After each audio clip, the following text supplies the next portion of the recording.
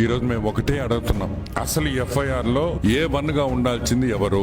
విక్రాంత్ రెడ్డి కాదు, విక్రాంత్ రెడ్డి కాదు, YS Jaganmohan Reddy half ticket. ఈ రోజు A1 గా ఉండాల్సింది.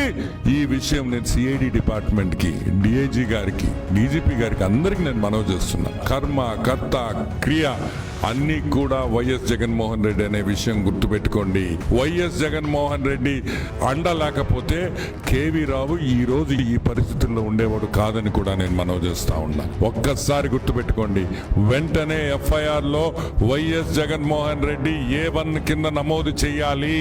ఎందుకంటే జరిగిన ఈ కుట్ర తాడేపల్లి ప్యాలెస్ లో బయట కాదని కూడా నేను మనవి చేస్తున్నా. 1000 కోట్లు 8 కోట్లు అయిందంటే, ఫైన్ అయిందంటే అది జగన్మోహన్ రెడ్డి హస్తం కాకుండా ఏ విధంగా అయిందనే విషయం మేము ఈ రోజు ప్రశ్నిస్తున్నాం. నెలలు నెలలు నెలలు నెలలు నెలలు వద్దు, అన్ని ప్రూఫ్లు ఉన్నాయి. ఏ విధంగా జరిగింది మేము ఎప్పుడో చెప్పాం.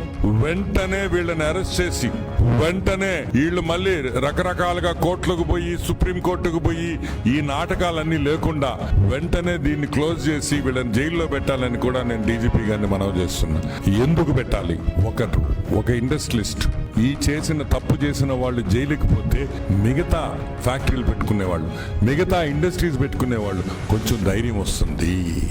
జగన్మోహన్ రెడ్డి నిజ స్వరూపం బయట పెట్టాలని మనస్ఫూర్తిగా కోరుకుంటున్నాను.